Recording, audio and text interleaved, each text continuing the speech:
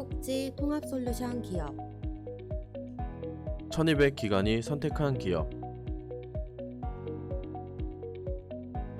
신뢰할 수 있는 기업 어렵고 복잡한 회계 업무 국회어 위탁 서비스와 함께하세요. 국회어. 여러분 안녕하세요. 현천박사입니다. 예, 반갑습니다. 오늘 회계 얘기할게요. 이게 이제 21년 11월 초예요. 초. 이제 시작이에요. 회계로 있어서는 지금 시작이다. 그러다 보니까 질문들이 이게 이제 많은 시기들이 있는데 요즘에는 이제 회계 질문이 많아요. 회계 질문이 많고 그만큼 관심을 가질수록 더 잘 운영이 되겠죠. 네. 그래서 그렇게 궁금해 하시는 대표님들을 위해서 자주 하는 질문들 위주로 조금 설명을 드려볼까 합니다. 시설장 급여의 상한선. 자, 이거 한번 해보겠습니다. 시설장 급여는 상한선이 어떻게 되느냐? 이거 많이 물어보세요. 굉장히 많이 물어보시는 답변 중에 하나인데 이거를 답변을 한번 이렇게 드려볼게요. 제가 보기에는 지금 저 시설장 급여의 상한선이라고 하는 거를 질문한 의도는 실제 페이 시설장이 아니에요. 그러니까 월급 받는 시설장님을 말씀하시는 건 아닌 것 같고요. 대표님이신데 시설장이신 경우를 말씀하시는 것 같아요. 맞죠? 그런 것 같은데 시설장 급여의 상한선은 없습니다만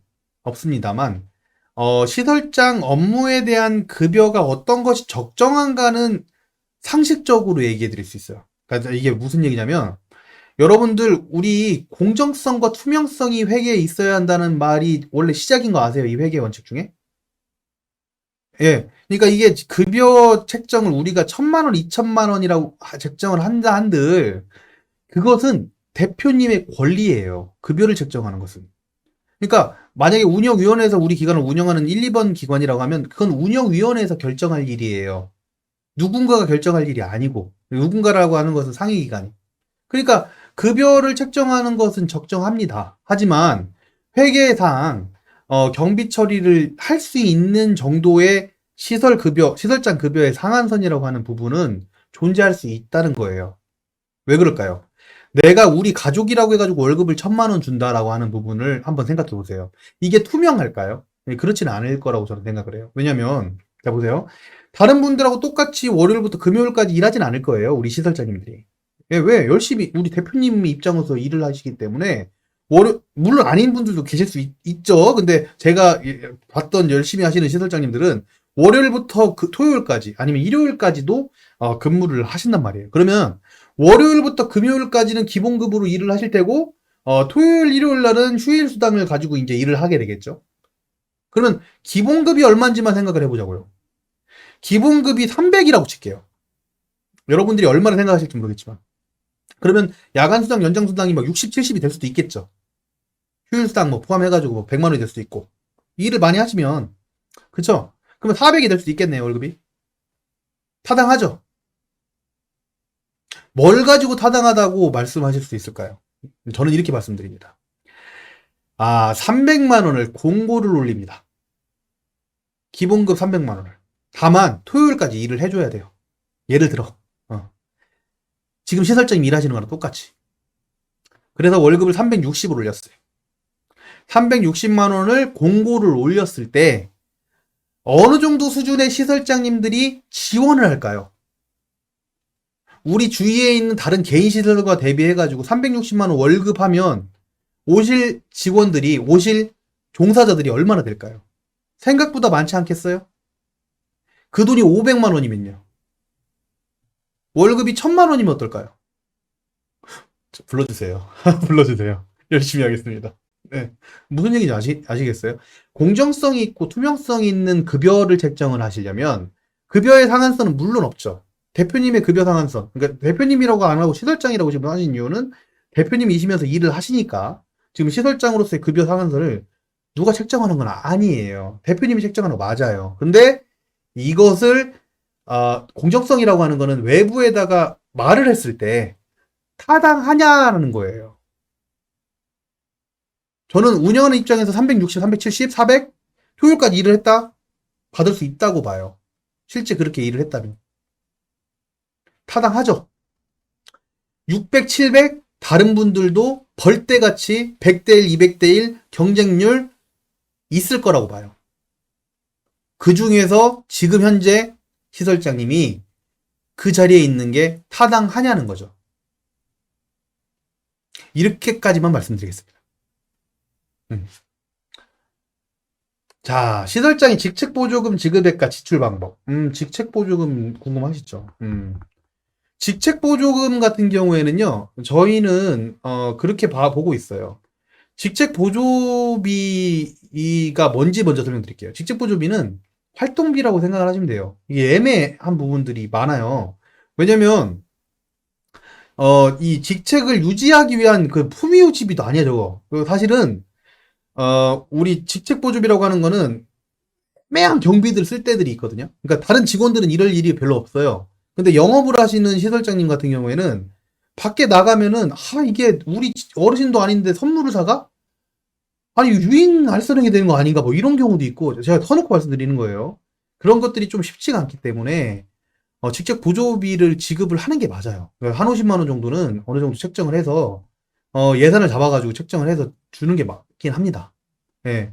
그래서 이거는 어떤 영순철이나 이런 부분들 없이 급여 외에 이제 지급을 해서, 이 직책 때문에 생기는 이런 일들을 해결할 수 있게끔 만든 거라고 보시면 돼요. 근데 이제 직책 보조비 같은 경우에는 급여랑은 다른 성격이에요. 주의하실 점만 말씀을 드리면, 이게 급여의 성격이 되면은 세금 신고 다 하고 들어가야 합니다. 직책 보조금 같은 경우에 실제로 실비 변상적인 부분이라고 보셔야 되거든요. 예, 그런 경우에는 이 부분은 직책 보조비로 해가지고 뭐 어떤 개인 통장으로 해서 보냅니다. 그리고 그 부분은 아직까지는 따로 뭐 영수증 처리나 이런 부분들은 하지 않고 있어요. 그래서 지출하면 되는데, 대신 상황이 이렇다 보니까 일부 시군구에서는 저희가 워낙 그 전국적으로 하다 보니 굉장히 많은 사례들이 있는데, 그 중에서 깐깐한 사례들만 좀 설명을 드리면, 직책 보조비는 잉여금으로 봐야 한다. 왜냐면 지금 지금 질문의 의도가 아까 시설장 급여랑 비슷한 게, 일반 시설장한테 직책 보조금을 지급하는 경우도 있지만, 그 대표님이 시설장이신 경우에 직책 보조비를 많이 하거든요. 예. 그런 경우에는 잉여금으로 봐야 한다라고 하는 시군구 의견이 있었습니다. 모든 시군구 일반화하는 게 아닙니다. 잉여금으로 봐야 한다. 그러다 보니까 그렇게 봤을 때는 인건비 지급 수준이 핵심이에요. 만약에 잉여금이라고 생각이 든다면. 그래서 그런 말씀을 하신 주무관도 있었다라는 정도로 말씀을 드리고요. 금액은 아까 50만 원을 말씀드렸는데, 이거는 교육에서, 그러니까 회계 교육에서 그 재무회계 교육을 했었잖아요. 예, 그때 50만 원 얘기를 해서 그런 거고요. 이 부분을 추가적으로 지급할 수 있느냐는 예산 문제입니다. 예산 문제. 이게 아까 잉여금이라고 본다고 보면 이거를 추가적으로 50만 원이 아니라 70만 원 뺄 수 있냐, 100만 원 뺄 수 있냐, 이렇게 물어보세요. 편하게. 이것은 일단 규정이 되어 있어야 된다고 답변을 드리고 있습니다. 규정. 첫 번째로. 규정이라고 하는 것은 우리가 운영규정, 회계규정을 얘기하죠. 아마 3번 코드는 회계규정이 없으실 건데요. 1, 2번 코드는 회계규정 갖추고 계셔야 되잖아요. 왜냐면 우리가 노인복지 사업을 하고 계시니까 같이 동시에. 그래서 이 부분에 대해서 회계규정에 넣어놓고, 그리고 또 예산에 들어가 줘야 돼요. 예산에 들어가서 승인이 났다는 것은 누가 허락한 거예요? 관할시군구에서 허락해서 그에 대한 부분들을 사용한 거기 때문에, 이 부분에 대해서 만약에 금액이 너무 크다라고 지적을 해주면 나중에 줄이면 돼요. 여태까지 그래 왔습니다. 네. 다만 저는 너무 과도하게 하실 필요는 전혀 없다고 봅니다. 이 고유 목적, 관항목에 대한 그 고유 목에 대한 직책 보조비는 말 그대로 굉장히 애매한 돈을 쓰기 위한 그 실비 변상을 위한 금액이지, 여러분들 활동하라고 활동비 주는 게 아니에요. 뭐 그 말이 그 말인데, 내 개인 활동 쓰라고 하는 게 아니잖아요. 왜냐? 개인 시설은 전출금이라는 제도가 있어요, 지금. 예전처럼 없는 게 아니라. 예. 그래서 저 부분은 적당선에서 실제 실비를 변상해주는 방식으로 사용하셔라 라고 하는 것이 적절하겠습니다. 자, 그 다음 거 볼까요? 인건비 비율을 지키고 기타 전출금에 대한 과세는 현재대로 할 것인지. 이게 질문이 이런 거네요. 인건비 비율을 지켜야 되느냐, 이런 질문인 것 같고, 인건비 비율을 지키고 나서 기타 전출금을 뺄 수 있는데, 기타 전출금 부분에 대해서 과세는 지금처럼 할 것이냐. 네, 이런 얘기네요. 저게 진짜 답변하기 어려운 거예요. 그러니까, 제가 답변 드리는 부분들이 평생 동안 맞을 수는 없습니다. 네. 그렇지만 지금 현재 상황에서 최대한, 답변을 드리겠습니다. 인건비 비율을 지켜야 되느냐? 지켜야 된다고 봅니다. 왜냐면, 인건비 비율 같은 경우에는 저희 국회의 공식적인 입장은 인건비 비율을 지키라고 하는 이유는, 이거에 대한 행정처분이 굉장히 무섭기 때문에 그래요. 지금 헌법 보셨나요? 우리 지금 장기요양 보험에 대한 수가 고시가 이제 고시로 나와 있고 이 고시가 어떻게 그 법이 될 수가 있냐라고 하는 헌법 소원이 있었고 그에 대한 부분이 나중에 또 한번 다뤄볼게요. 이게 헌법상 적법하다라는 지금 나왔어요 상황이. 그러다 보니까 우리 고시를 따라야 돼요. 지금 고시를 따라야 되는 상황. 고시에서는 인건비를 어쨌든 비율을 지키라고 돼 있고 인건비 비율을 지켜야지 전출할 수 있다고 돼 있고 그러니까 인건비 비율을 지켜야지 전출할 수 있는 거고 인건비 비율을 지키지 못하면 전출을 만약에 하시게 되면 이게 회계 부정이 될 수 있는 것이다 라고 말씀을 드리고 있어요. 저희는 굉장히 보수적이에요 이런 부분들에 대해서. 네, 그래서 그 부분을 지켜가시는 것이 낫지 않을까라는 그런 생각을 하고 있습니다. 그리고 기타 전출금 과세가 현재 들어갈 것인가 저거에 대한 부분들은 지금 세금을 떼지 않고 있는데 나중에도 떼지 않을까 이런 걸 물어보시는 것 같은데요. 기타 전출금 같은 경우에 지금 저게 이제 실제 나온 게 우리 장기요양 재무회계 규칙에서 처음 나온 거예요. 기타 전출금. 근데 기타 전출금이라는 게 사실 비영리에서는 말이 안 되는 얘기일 수도 있어요. 예. 근데 우리가 사실 비영리로 시작한 건 아니었어요. 처음에 우리 이 사업이 장기요양 사업이 우리 대표님들 이게 수익이 된다라고 우리 공단에서 공포해서 공단에서 대변하는 건 아니지만 사업을 시작하신 분들도 많아요. 그래서 처음에는 세금을 떼고서 잉여금 받았었어요. 수가를 받았었어요. 그쵸? 여러분들 오래 하셨던 분들. 예. 근데 그러다가 언제 바뀌었어요? 2013년도 1월 1일부터 그러니까 2012년도 12월 달 자료에 앞으로는 그 다른 복지 사업들처럼 장기 요양 사업도 비과세로 하겠다라고 하는 발표가 났습니다. 그래서 13년 1월 1일부터 해가지고 막 고유번호증 막 바꾸고 그랬어요. 그때부터 하셨던 분들은 아마 아실 거예요. 그래서 그때부터 우리가 비영리가 됐어요. 비영리 기간, 그러니까 비과세가 된다는 건 어떤 걸 비과세를 하는 거냐면 수익 사업에 대해서 비과세를 하겠다라고 하는 겁니다. 그러니까 우리가 수익이 나는 부분에 대해서 비과세를 하겠다는 부분인데요. 지금 현재 저 기타 전출금이 만약에 급여 형식이라면, 그러니까 급여, 국세청 답변이래요. 급여 형식이라면 과세하겠다. 근데 급여 형식이 아니고 사업이라면, 저게 사업에 남는 잉여금이라면 사실 지금 과세할 수가 없는 상황인 거예요. 이게 저희 국회의 정식 답변입니다. 이게 논란이 있을 수 있어서 이렇게만 말씀드릴게요. 그래서 지금은 세금을 안 떼고 있는 거예요. 세금을 안 떼고, 이 남는 잉여금을 가져가고 계신데, 나중에도 저렇게 될 것인가에 대한 부분들은 두 가지 갈래로 나뉠 수가 있습니다. 이 기타 전출금 같은 경우에는. 첫 번째는 기타 전출금 자체를 정할 것이다. 세금 부분을, 우리 공단에서 아니면 뭐 복지부에서 딱 정할 수 있을까요? 저는 그럴 수는 없다고 봐요. 세금을 뭐 맘대로, 뭐 논의는 할 수 있겠지만, 각 부처의 일이 있는 건데, 국세청 일을 그냥 할까요? 그렇진 않을 거라고 보고, 다만 이럴 수는 있겠죠. 잉여금이 50인 시설에서는 어느 정도가 적정하다. 30인 시설에서는 어느 정도가 적당하다. 9인 이하에서는 어느 정도가 적정하다라는 것을 정하는 논의가 지금도 사실 조금씩 나오고 있어요. 그래서 그 부분을 줄이는 방식으로 갈 수 있습니다. 뭐 그대로 가면 좋죠. 그렇지만 여러분들이 예상하듯이 그럴 수 있다. 과세를 한다라고 하는 부분은 이것은 아예 처음에 2012년도에 사업 수익은 비과세 하겠다. 그러니까 일단 우리가 실제 나오는 그 부분에 대해서 비과세 하겠다는 부분들을 돌리지 않는 이상은 사실 저는 어렵다고 봐요. 둘 중에 하나죠. 수익 사업에 대해서 잉여금에 대해서 비과세 하겠다는 하는 그 2013년도의 결정을 번복하든지 국세청에서 또는 저 부분이 기타 전출금이 대표자의 급여다라고 판단되는 경우에는 세금이 부과될 수 있다.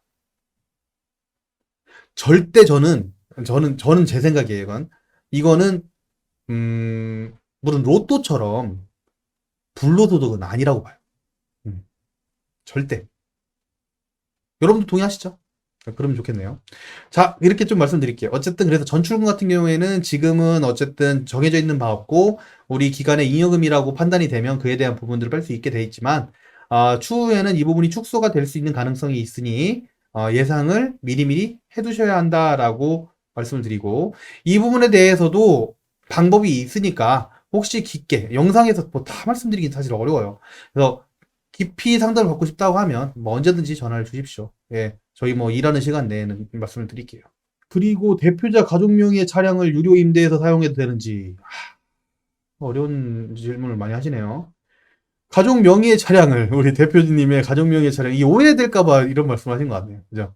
가족 명의의 차량을 유료 임대해서 사용해도 되는지, 여러분 됩니까? 안 된다는 법이 있어요? 이거 아까 월급하고 좀 비슷하게 생각하시면 좋을 것 같아요. 가족 명의의 차량을 예를 들어서 3천만 원짜리라고 할게요. 차량이 3천만 원짜리. 우리 그 임대하는 차량이 3천만 원인데 이 3천만 원짜리를 어디서 렌트를 한다고 생각해 보세요. 그 렌트카에다가 문의를 한번 해보십시오. 3천만 원짜리를 4년짜리로 보증금 없이 렌트한다면 금액으로 따졌을 때 그냥 50만 원 나온다고 칠게요. 얼마인지 몰라야죠. 모르는데 50만 원 나온다고 쳐요. 근데 우리 가족한테 이 부분을 임대를 했어요. 차량을. 다른 대안이 없어서 차량을 임대를 했다. 왜냐면 우리 기관 이름으로 사기 어려워요, 굉장히. 우리 10%님이 한번 영상 찍은 게 있습니다. 그러다 보니까 가족 차량으로 구입을 해가지고 임대료를 납부하겠다 그랬을 때 등록을 절차를 마쳤어요. 시공계는 다 얘기를 했어. 등록을 다 했다. 근데 그때 한번 생각을 해보세요. 우리가 아까 앞에서 렌트카에다가 빌렸을 때는 50만 원이에요. 근데 우리 가족한테 빌렸을 때는 110만 원이에요. 어디다 빌려야 합니까? 응? 어디다 빌려야 돼요? 렌트카에 빌리겠죠? 상식적이라면. 앞에서 그 말씀을 드렸죠. 우리 기관의 회계는 투명해야 하고 공정성이 있고 타당해야 하죠. 그쵸? 여러분들 타당한 사람이라면 50만 원 내고서 3천만 원짜리 빌리실래요? 110만 원 내고서 이걸 빌리실래요? 예, 제 얘기는 그거예요. 가장 많이 답변 드리는 부분 중에 하나인데요. 차량을 가족 명의 차량으로 해야 된다, 안 된다, 이런 부분들을 떠나서 타당하면 된다. 세차 3천만 원짜리를 당연히 그 부분을 사는 사람이 가족이든 누구든 간에 산 사람 입장에서는 그게 계속 가격이 떨어집니다. 중고차가 되면서 어디 빌려주면 당연한 거잖아요. 감가상각이 일어나요. 근데 그에 대한 타당한 금액을 내는 건 좋아요. 근데 더 내시면 그 부분은 당연히 회계 부정이 될 수밖에 없는 거예요. 대표님이 차량을 넣는 거는 지금 당연 투자라서 그 부분을 얘기하게 되면 저 이거 차량 가지고도 1시간 얘기할 수 있어요. 네, 이 정도까지만 좀 답변을 드리겠습니다. 타당하고 남들이 봤을 때도 떳떳하게 좀 하세요. 네, 그러면 되겠네요.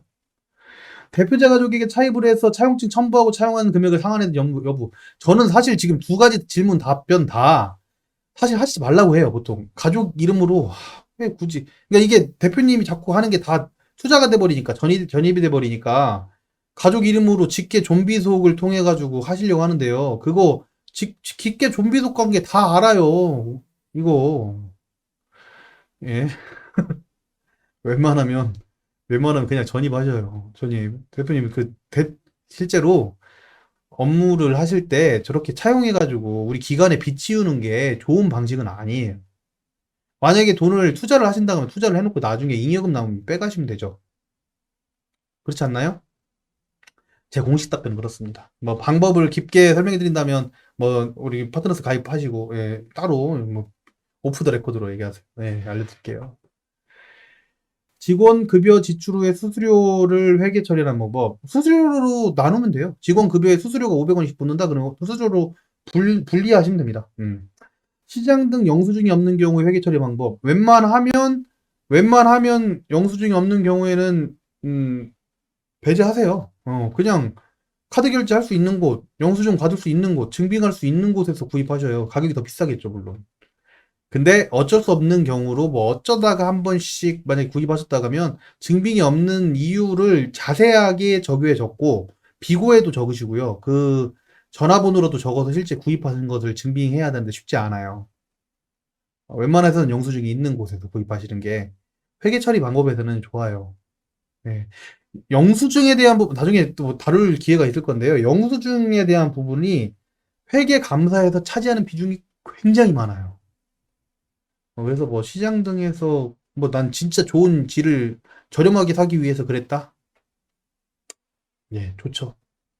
좋지만 회계상으로는 명확한 게 더 좋아요. 자동이체 결제할 경우에는 반드시 세관계산서가 들어가야 되느냐? 아니 그 업체가 세금계산서를 당연히 끊어야 되니까 우리도 세금계산서 우리 그건 있습니다. 세금계산서를 끊는 거는 매입이 있고 매출이 있잖아요. 매출이라는 건 이제 판 거예요. 우리는 자동이체를 한다는 건 우리가 지불하는 거니까 매입이에요. 세금 그 부가세에 대한 우리가 매출에 대한 부가세 신고를 따로 할 필요는 없지만 우리가 부가세 매입에 대한 그 부분은 지켜줄 의무가 사실 있어요. 예, 국세법상. 근데 이게 문제가 되는 부분은 부가세를 받지 않는 상대 기관이지 사실 우리는 아니에요. 우리는 그 부분을 증빙할 수 있는 무언가가 있다고 하면은 사실 뭐 그게 뭐든 간에 사실 됩니다. 그러니까 영수증이라고 딱 보기에는 어렵고 그냥 단순하게 증빙될 자료가 있다고 하면은 도감사는 넘어가는 부분이 많고요.